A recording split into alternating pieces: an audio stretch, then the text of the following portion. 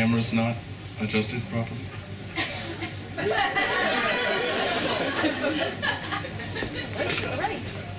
What's up, losers? All right, I'm going to read the Switchblade story here.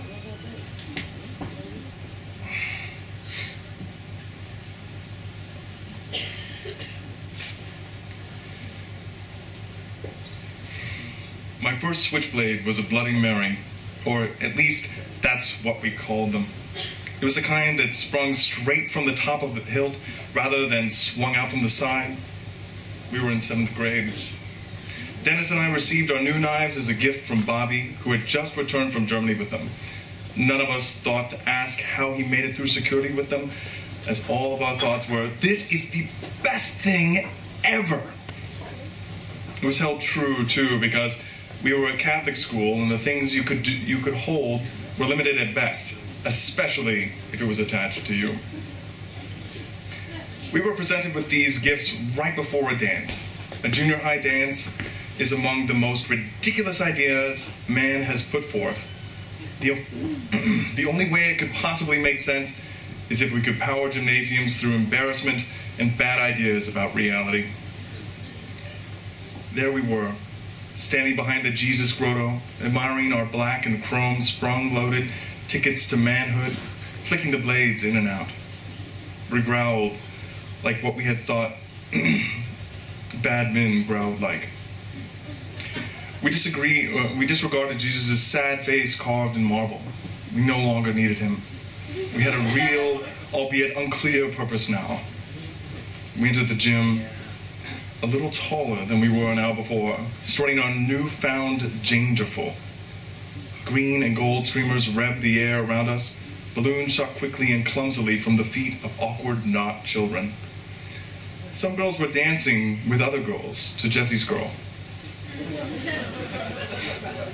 All the boys lined the back wall, mouthing the words and trying to decide whether it was cooler to dance or continue standing against the wall.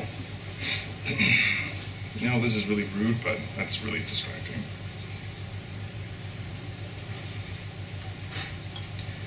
I had no doubt about my coolness.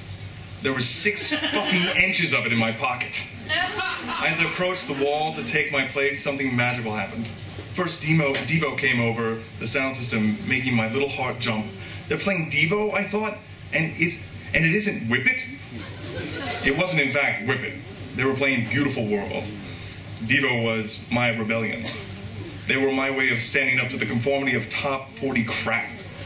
Or so there were like 10 of us that decided together to stand up to conformity by embracing Devo, never quite sussing out the irony. But it remains a good decision. Beautiful World was my absolute favorite song at the moment, mostly because my favorite concept of the world was and is sarcasm. I was caught up in that moment and stopped walking toward the cool wall. Then I did a strange thing. Something I had never even considered mere seconds before. I turned back towards the dance floor and walked straight up to Karen, with whom I was greatly and not so secretly in love. Apparently my brand new Switchblade cut the cord that allowed my testes to drop. I was full of hope and newfound bad boyness. Without hesitation, I looked up into her beautiful face and asked if I could have the honor of a dance.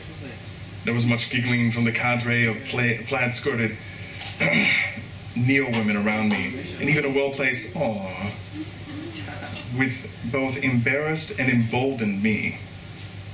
I smiled the smile of a tiny rogue, squinching my eyes just right. She looked down at me. I could see that her face had softened from its normal above-it-all stoicism. I saw the corners of her mouth turn ever so slightly upward. And then I heard her say the words that echo through time to this day. I don't think so. She turned back to the flock and continued a story about a horse and some shit. I immediately strode to the punch bowl and poured myself a drink. Father Monahan gave me an "it's gonna be all right" look, and I gave him a "we're both gonna die virgins" look. I finished my drink to collect myself. Just then, the opening notes of Journey's Open Arms shot me in the face. It was too much. Seafaring was destroying my heart with a falsetto meat grinder. I walked toward the gym doors, popping balloons with my Bloody Mary the whole way. I was trying to look cool as possible with stupid tears ran down my stupid cheeks. I stepped outside and headed home alone in the dark. Beautiful world indeed, Mr. Mothersbaugh.